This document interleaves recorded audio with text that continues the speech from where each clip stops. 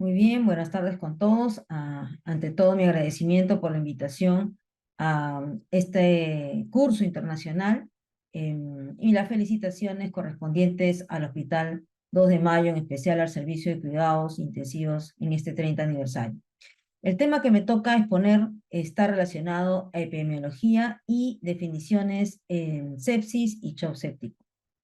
En primer lugar, dirimos que en el 2017 la Organización Mundial de la Salud reconoce a la sepsis como un problema de salud pública. En esta forma, particularmente para los países que tienen ingresos moderados y bajos, la sepsis se convierte y toma relevancia como un problema a tratar a nivel mundial. 85% de la sepsis y 84,8% de pacientes fallecidos por sepsis ocurren en países justamente que tienen estos índices sociodemográficos moderado a bajos. Esto según el reporte de la Organización Mundial de la Salud. Y de todas estas diagnósticos, la sepsis neonatal y la sepsis materna son los que tienen la mayor incidencia en estos países, por lo cual nuestro país no está desligado de esta realidad. En el reporte epidemiológico de sepsis del 2020 de la OMS, se reporta que para el 2017, 49 millones de personas sufrían de sepsis, de las cuales 11 fallecieron, muertes todas evitables. 20% de todas las muertes globales ocurren por sepsis. Obviamente, había que determinar parámetros para prevención, diagnóstico y manejo clínico y cómo mejorar. Este reporte también llama la atención a algunos países en relación a, ok, ¿qué estadísticas, qué estudios de incidencia se están haciendo como sepsis? Lamentablemente vemos en blanco nuestro país que no aportó como data en cuanto a estudios de sepsis. Y ustedes dirán, ¿y cómo? Los estudios del CDC peruano, de la Dirección de Epidemiología, sí existen, pero son datas aisladas, separadas, infecciones asociadas a la salud, pero todo lo demás, ¿qué pasa con toda la sepsis hospitalaria, aquella fuera del hospital que también se determina en primer nivel? No está graficada, detectada, analizada. Responsables todos, y por lo cual invocamos desde acá a que se inste evaluaciones, por lo menos de incidencia, en nuestras unidades de cuidados intensivos. La incidencia de sepsis en este reporte en el Perú corresponde a 440, 540 casos por 100.000 habitantes, graficado en verde, como pueden ver, y obviamente un verde oscuro que contrasta con los demás países que pueden ver ustedes a nivel de Latinoamérica y peor aún a nivel internacional. En cuanto a las muertes, estamos entre un 20 y 25% de las muertes relacionadas a sepsis. Como ven, nuevamente el Perú se pinta de verde, con un verde bastante encendido, lo cual denota ya cierta relevancia a nivel latinoamericano. Si vemos la sepsis en cifras, vamos a identificar que el costo de hospitalización por sepsis en países desarrollados, porque los demás países no han dado data, está basado en $32.000, más o menos. Obviamente depende también de los sistemas de salud que se tengan. 1 de 4 pacientes hospitalizados, 1 de cada 6 pacientes hospitalizados en UCI van a resultar de infecciones asociadas al cuidado de la salud. 50% de los casos de sepsis ocurren en menores de 5 años. Recordemos que la incidencia de sepsis es bimodal, se dan en los extremos de la vida. El 20% de la mortalidad de sepsis se da en hospitalizados y el 42% de la mortalidad de sepsis se da en cuidados intensivos. También vamos a decir que hay consecuencias por sepsis, claro que sí. La resistencia antimicrobiana es una de ellas. El Acinetobacter, un germen harto frecuente en la UCI, se ha registrado con resistencia en cultivos del 63% y algunos países, esperemos no estar ahí, pero algunos países han reportado de 90 a 100% resistentes a carbapenem. 1 de cada 6 pacientes que sufren de sepsis va a quedar con secuela y morbilidad a largo plazo, afectación cognitiva o en salud mental. 40% registran ingreso al hospital a los 90 días que salen del hospital. 1 de cada 3, lamentablemente, fallecen al primer año de haber sido dados de alta. Evidentemente son cifras espeluznantes que nos afectan y en el Perú, como dije, lo que sí tiene al día la DGE son las sepsis asociadas al cuidado de la salud, pero al día parcialmente, porque la data publicada oficial, que ustedes la pueden revisar en la página del Ministerio de Salud, registra 3 veces más infecciones asociadas al cuidado de la salud en el año justamente que tuvimos el COVID. Y ya sabemos por qué. Obviamente es cifra que tenemos que revisar. El modelo conceptual de lo que pasa con la sepsis no se queda en solamente el episodio de la hospitalización. Como puedes ver, antes de la sepsis hay columnas, este gráfico es extraído de ese boletín, el cual recomiendo revisar todos, de la OMS disponible en la página web. Vamos a ver que el riesgo obviamente se vuelve algo trascendente y hay que buscar los casos fuera de la unidad, hay que buscar casos a nivel nacional, ¿no es cierto? Hablan de factores de riesgo, el concepto del contexto, sala de operaciones, cirugía, ¿no? El patógeno forma parte, pero en realidad es la menor parte del peligro. La vulnerabilidad es lo que realmente los otros 2 cuadrados de color naranja y medio verde claro son los que generan el riesgo para finalmente, a través de una interacción de una serie de estos factores, generar toda la manifestación clínica, la disregulación sistémica y obviamente el tratamiento que será durante la hospitalización. Pero como ustedes pueden ver en este concepto, la postsepsis ocurre después y generalmente es la que más tiempo y más comorbilidad nos va a generar, con diferentes manifestaciones y también desregulaciones sistémicas, desde problemas metabólicos, problemas con la microbiota y medicación necesaria de lo que hemos visto, problemas en salud mental y problemas en también cognitivo. ¿Les queda claro entonces que la sepsis es un problema que involucra a todos y que tiene gran impacto en la salud pública? ¿Cuáles son las definiciones que tenemos? En el 2016, Sepsis 3, es una publicación del JAMA, ofrece una definición precisa y concisa que realmente anula lo que antes nosotros definíamos como sepsis severa, porque ya la connotación de sepsis por sí es, como ocurría años anteriores, ¿no? Antes del SID, obviamente una patología que genera alta mortalidad. Entonces, vemos que la sepsis, de acuerdo a ese reporte, que es un consenso ya internacional, avalado por la OMS, es la respuesta del huésped multifacética que puede ser ampliada por factores endógenos. Han visto ustedes todas las vulnerabilidades y los factores en el marco conceptual, disregulada, pro y antiinflamatoria, con vías no inmunológicas también involucradas que afectan los sistemas cardiovascular, neuronal, hormonal, autonómico, bioenergético, metabólico y de coagulación. Es un síndrome, como lo dice ahí en verde, fisiopatológico, bioquímico, inducido por una infección y que además tiene una identificación molecular. A nivel de codificación, ven ustedes a la izquierda casi todos los códigos CIE-10 que están involucrados. Obviamente ahí hay el que tiene que ver con la sepsis por cada una de las bacterias que están identificadas en el CIE-10, pero hay que tener cuidado en la tipificación, entre sepsis y shock séptico. El shock séptico es el extremo de la sepsis con anormalidad circulatoria y del metabolismo celular, que tiene variables clínicas conocidas por todos como caída de la presión media, arterial, hiperlactacidemia, uso de vasopresores y una pobre respuesta a los fluidos que va con una mortalidad del 35 al 53%, dependiendo del momento en el cual usted la haya detectado. Los diagnósticos de sepsis o sepsis severa o shock séptico, ya no, acuérdense, sepsis severa ya no se da, sino shock séptico y sepsis, tienen puntos de corte diferentes también dependiendo de cómo codifiquemos. Por eso es que es importante traer a acotación esto. De acuerdo al CIE-10, la septicemia, que está calificada como A419, que es lo que normalmente calificamos como sepsis, según el CIE-10, incluye el shock séptico. Pero si yo sigo al pie de la letra esta codificación, me voy a perder la oportunidad de separar en prima lo que he hecho séptico de sepsis. Tendría que buscar historia por historia para ver quién realmente hizo su shock séptico. Actualmente, muchas unidades de cuidados intensivos lo califican como R57-9, que no está mal, pero sí tienen que coordinar con sus unidades de epidemiologías para poner un asterisco, una acápite adicional y separarlos de los otros tipos de shock. Esto es importante. El apellido de la sepsis o el shock séptico es el SOFA, ¿ok? ¿Cuánta falla de órganos me está generando? Estos son 6 parámetros que tienen que tener ustedes muy bien identificados. En el enfoque de sepsis, el perfil epidemiológico es muy importante y el diagnóstico diferencial también, porque como vamos a ver a continuación, hay muchas patologías que se confunden y a todo le ponemos sepsis y a todo le ponemos antibiótico y esto no es así. Para eso hay una reevaluación y en menos de 48 horas, y en casos extremos, a una semana, cuando son fiebres de origen desconocido, ya tendríamos que definir de qué estamos hablando, ¿sí?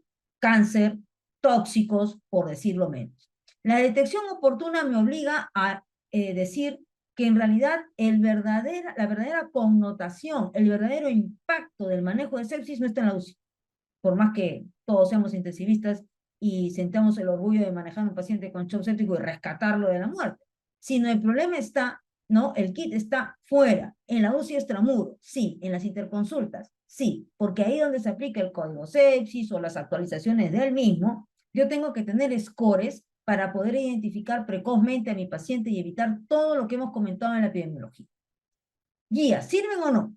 Documentos, protocolos, ¿sirven o no? Algunos dirán, no hay demostrado evidencia, pero eso no es tan cierto. Todos tenemos una curva de aprendizaje, desde novatos, en transición, en formación, hasta ser expertos. Entonces, todos aquellos que están en fase de novatos y en formación, lógicamente necesitan un documento madre sobre el cual generar la menor complicación, los menores eventos adversos y el mejor tratamiento y calidad para el paciente. Por lo tanto, las guías de práctica clínica, los protocolos, siguen siendo de utilidad y hay que tener que revisar bien los materiales y métodos en esos metaanálisis porque no todos los formatos, ¿no?, han tenido cierto respeto por algunos estándares y obviamente en UCI los pacientes sobre todo tienen múltiples variables para determinar mortalidad y movilidad. Hay que medir otras cosas, tiempo de estancia, enfermedades post-UCI, como ustedes han visto, más que ver vida o muerte. Tenemos que ir más allá viendo las complicaciones que trae este problema. SOFA, ya saben ustedes, tienen 6 órganos que tienen que evaluar como madre. En la parte de perfil epidemiológico tenemos que tener en cuenta este cuadro que lo he elaborado para que no olvidemos el concepto y volver a las raíces. En el 2001, Marshall y Levy publicaron el concepto de PIR, predisposición, el insulto con la noxa, la respuesta del organismo y la falla de órganos. Gran mensaje que sigue siendo hasta la realidad un pilar, por más que yo no aparezca en los sepsis 3, pero está claro, porque yo tengo que evaluar ciertas características del paciente con sospecha de sepsis, como son la procedencia regional, porque ahora pues tenemos enfermedades tropicales, comorbilidades, condiciones de riesgo, contexto clínico, la edad del paciente, hemos visto los extremos de la vida, síntoma predominante, el órgano principalmente afectado, la rapidez con la cual tengo que intervenir en el soporte vital. Ojo con los pacientes con dengue que tienen falla circulatoria que no se están intubando ni ventilando en el momento que llegan porque los ven despiertos. Cuando ahí vemos que el paciente tiene un gran requerimiento metabólico de oxígeno y el diagnóstico diferencial. Estas características se van a evaluar en diferentes momentos y van a depender de la cantidad de recursos humanos que tengo. Lógicamente, si soy solo un rescatador en la emergencia de un hospital de nivel 1, nivel 3, y tengo un solo rescatador, pues voy a tener que hacerlo secuencial. Primero mi evaluación primaria para determinar qué puede matar al paciente, con el lactato de saturación incluido. Aquí no me voy a poner a definir la procedencia regional, no, inclusive ni le da al paciente, actúa en función al síntoma predominante y a lo que lo va a definir si está crítico en A, B, C o en la parte neurológica y actúa. Pero conforme va pasando, ¿no es cierto?, ya la estabilización del paciente, y esto me debe demorar no más de media hora en la emergencia, no más de 2 horas en UCI con todos los procedimientos, hago la anamnesis bien hecha, la evaluación secundaria con los exámenes auxiliares y los exámenes complementarios para el diagnóstico diferencial. Evidentemente, a más personal, esto se puede hacer en simultáneo y no escalonado, pero hay que recordar.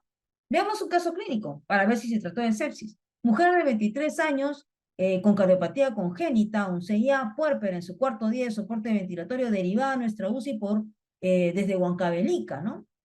Con fiebre persistente hasta 39 grados que le generaba unas taquicardias brutales con un recién nacido vivo. Lo que llamó la atención de esta paciente, lo que llamaba la atención, era que evidentemente esa fiebre la había tenido desde Huancavelica y en una paciente puérpera lo primero que uno piensa pues es componente ginecológico, ¿no? Y como vamos a ver, ¿no? Esta paciente vino crítica en la vía aérea, en la parte ventilatoria, en la parte hemodinámica, noradrenalina y vasopresinas fueron los medicamentos que se administraron en la UCI, con una sedación profunda que no permitió valorar su estado neurológico y que tenía un PAFI bajo con FIO2 y esa placa de tórax. ¿Cumple o no criterio de sepsis? ¿Qué miran ustedes? Tiene fiebre, es puérpera, ya sabemos que la mayor cantidad de sepsis se dan en las pacientes en esta connotación y este grupo epidemiológico. Tiene un órgano comprometido, miren la placa, ¿no? Puede ser una neumonía, ha estado más de 4 días en Huancavelica, no sabemos las circunstancias. ¿Será suficiente esto? Bueno, en la evaluación de esta paciente se hizo una serie de despistajes, nos tomó mucho tiempo identificar. El pulmón era evidente que estaba comprometido, pero nunca requirió pronación.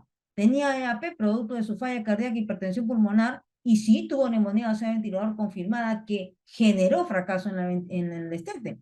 No se le encontró a nivel ginecológico con cirugía y laparoscopía de rigor, no evidencia de colecciones ni afectación, y por esa taquicardia marcada y la fiebre, ese metabolismo incrementado hasta hormonas tiroideas HB, TBC negativa. Al final fue una riquexia con reacción cruzada Bartonella, brucela, dengue, un caso bastante sonado en la UCI, con disfunción hemodinámica y respiratoria principalmente, catalogada como sepsis puerperal inclusive en algunos momentos, y luego posteriormente como sepsis por este germen. Esta paciente tuvo caída de presión, hiperlactacidemia, y obviamente tuvo que ser traqueostomizada ya después de bastantes días con fracaso por no solamente el tema de la sepsis complicada, que fue difícil el diagnóstico, sino también por el componente de la comorbilidad con un SOFA en 12 en su peor momento. Sepsis en cifras. Tiene la mortalidad de 35 a 54%, es una disfunción de órganos que compromete la vida. Hemos dicho que esta disfunción de órganos se diagnostica con más o 2 puntos que tiene el SOFA, un cambio en 2 puntos del SOFA, y que me va a dar un 10% más de mortalidad. Hemos dicho que la sepsis tiene que prevenirse mediante la identificación, mediante scores como son el MUS y el MUS.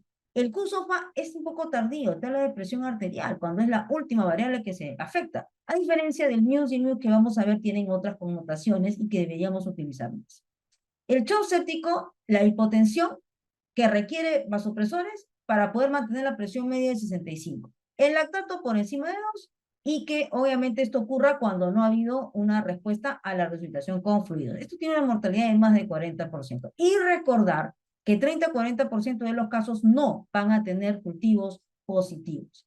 Estos criterios han sido ya validados por estudios posteriores, como ven ahí, la relación que existe en esta gráfica, en esta tabla, en la mortalidad, que son la quinta línea, mortalidad en hospital y días libres en ventilador, todos significativamente, fuertemente ligados al concepto de sepsis y shock séptico en relación a los diagnósticos que teníamos previamente. Caso 2, paciente mujer de 27 años, traído por policía con signos de agresión física, crítica en vía aérea, crítica en la parte ventilatoria, hemodinámica, 2 sinotrópicos, Glasgow de 8, casi nos dan el Glasgow de 8, un PAFI bajo, con una acidosis metabólica marcada con una lactacidemia en 3. A nivel secundario, esta mujer se fue hasta el uso de hemodiálisis continua, un ataque cerebral sin revelación de alteraciones significativas, fracturas costales, hemodinámico, no tuvo depresión miocárdica, no tenía signos de requerimiento de fluidos, como dije, se fue a la falla renal, hepática, CPK hasta 45.000, y hasta todo esto, con todo lo que estoy poniendo aquí, HIV negativo, plaquetopenia, no hay anamnesis. Sí, no hay anamnesis porque la traen los policías. La anamnesis me da el 70% del diagnóstico. ¿Cumple criterio de shock séptico? Bueno, tiene algunos, ¿no es cierto? Tiene la paciente algunos. Evidentemente, pensaré en pulmonar, podría ser. Pensaré en ginecológico, podría ser. Renal, puede ser. Recordemos que no todos los casos tienen cultivos positivos. Se pudo catalogar a esta paciente y la pusieron, como siempre, de rigor sus medicamentos antibióticos de amplio espectro, pero hay que recordar que no todo es sepsis, tenía un SOFA 18. Esta paciente era un shock distributivo tóxico con metanol que se le tomó inclusive a los 3 días, cuando ya estaba bastante comprometida con niveles por encima del nivel letal, con daño multiorgánico. Entonces recordemos que no todo shock distributivo es sepsis y el diagnóstico diferencial con la anamnesis es clave. El proceso de selección de pacientes con riesgo de sepsis determina que tengo que hacer screening, pero screening individualizado en función a los órganos que pueden verse afectados en el paciente. Esto es de la Surveillance Campaign, en donde ya el QSOFA pierde valor por lo que he puesto y cobra relevancia el NEWS y el NEWS, del cual vamos a hablar, y el lactato puede ser un marcador temprano o tardío. Temprano, en algunos casos, cuando todavía la falla circulatoria se da posteriormente, como en el caso de los componentes de algunos pacientes, ¿no? Que pueden tener la falla celular que precede a la descompensación hemodinámica y los que tienen comorbilidades se da en conjunto. Pero lo importante es que también resta importancia, por ser a nivel general un estudio que puede ser de alto costo. Vemos las diferencias entre el QSOFA y el NEWS, peguemos la mirada en la segunda y la tercera línea, el CIRS, pues histórico, obviamente, con bastante sensibilidad y poca especificidad, pero el NEWS se adelanta con la frecuencia cardíaca, como ven en la tabla, con la temperatura y la saturación, y que obviamente me va a determinar cierta relevancia a la hora del screening. El NEWS es otro score basado en frecuencia cardíaca, respiratoria, presión, temperatura y valoración neurológica, pero ya no en una escala de Glasgow, sino en algo más dinámico y rápido, y que permite tipificar. Más de 5 se ha determinado que es de riesgo para poder proceder a decir este paciente que tiene criterios probables de sepsis puede ir a la UCI. De eso se trata, definir quiénes se pueden complicar para rápidamente intervenir. Y en la curva ROC de ver la sensibilidad y especificidad, vamos a ver que algunos scores como el NEWS tienen, que está aquí en azul, tiene una mayor curva ROC en relación al QSOFA que en relación al CIS. Por lo tanto, es un score que tenemos que utilizar. Nosotros lo utilizamos en el NEWS 2 en plena pandemia, obviamente con todos sus bemoles y las dificultades de capacitar a una población de médicos jóvenes que vinieron no solamente a la UCI, sino también al área del Hospital Modular COVID, pero simplemente para decirles que es posible implementarlo en plena dificultad, lo hemos hecho, así que no hay excusa para comenzar a pensar en esto. Este Score News ha demostrado también, como pueden ver aquí, 3 niveles de evaluación, estancia en el hospital, mortalidad y los costos. Ha demostrado que cuando implemento este score, que vamos a ver la línea punteada, que son las curvas que están en la segunda columna, reducen los costos en UCI cuando yo lo implemento y reduce la estancia. La mortalidad, porque la mortalidad va a depender en los pacientes de diferentes factores, como en UCI. A veces a mí me causa cierta ojeriza cuando me dicen, no, ese estudio no demuestra mortalidad en UCI. Es casi imposible tener estudios controles de pacientes en UCI, con todo lo que tienen, y de pacientes, de unidad de cuidados intensivos en distintos nomás, se va a ver la diferencia. Ya se imaginan a nivel nacional y en general. Así que tengamos cuidado con la valoración. En el monitoreo de esta escala también se ha encontrado su utilidad en pacientes oncológicos, que es epidemiológicamente otro punto importante, al menos en unidad de cuidados intensivos ya están llegando prácticamente cada semana tenemos un paciente oncológico complicado y tenemos que ingresarnos con mucha mayor antelación. Hay una utilidad en estos scores también. Caso 3, paciente varón de 60 años, segundo día en ventilación mecánica, con fístula perianal, colostomía, doble vasopresor, a nivel hemodinámico, índice cardíaco en 3.3, presión estable, la resistencia en 860, ya sabemos que la resistencia es un valor que ayuda, pero no es concluyente en la valoración del paciente. Entonces tenemos la valoración de la demanda y el consumo de oxígeno, con una extracción de 22% y un ELVI de 8% en índice. El lactato en 1,7, ¿no? Y no acidosis metabólica, con sedación. ¿Tiene criterio de sepsis o no? Bueno, vemos que este paciente está en la fase 4 de shock.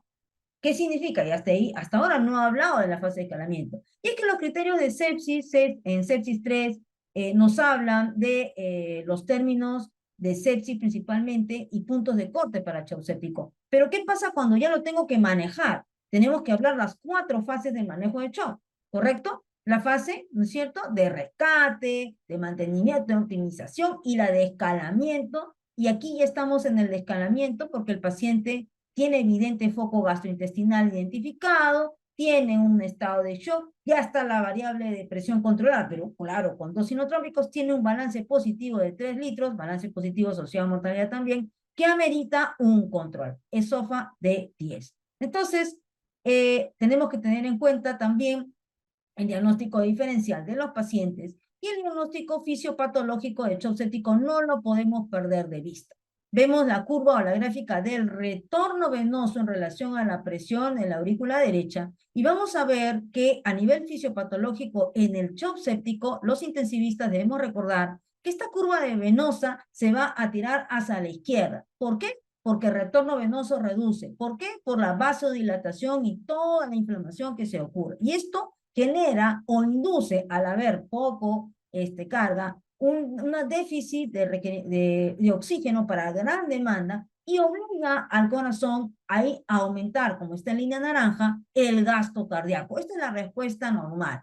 Y si eso lo traducimos a la curva de DO2, VO2, que también la puedo traducir, la puedo elaborar cuando estoy haciendo mi monitoreo invasivo, vemos que en el shock séptico el DO2, el aporte, el punto crítico bajo el cual el DO2, ¿no es cierto?, baja y el VO2, el consumo, se hace dependiente del DO2, cambia y se hace más prematura. Es decir, si antes con 700, 800 de aporte de oxígeno, recién por debajo de ese valor comenzaba a caer, ¿no es cierto?, mi consumo de oxígeno, aquí ya a partir de los 200, 300 ya puede caerse, va a depender del paciente. Es decir, el punto crítico bajo el cual el VO2 se vuelve dependiente del DO2 cae y es mucho más prematuro y por lo tanto es más peligroso para el paciente.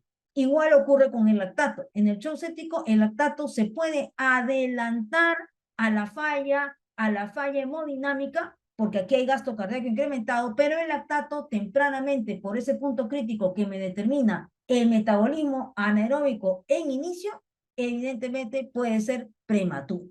Recordemos las características fisiopatológicas de shock también, en donde hay una disregulación a nivel de oxígeno, y vamos a ver que tempranamente el llenado capilar, que en el Surviving Campaña Sepsis cobra importancia, ¿no? Puede tener dos extremos. Al inicio puede ser rápido y luego puede ser lento, porque hay depresión miocárdica en el 50% de los casos, y la saturación venosa central está mayor del 5% al final por arresto mitocondrial. Lactato es importante, hay que verlo en su contexto. El gap de CO2 también nos traduce cierto componente de consumo de oxígeno, la piel motea, y estos valores, independientemente del nivel de la presión, determinan shock.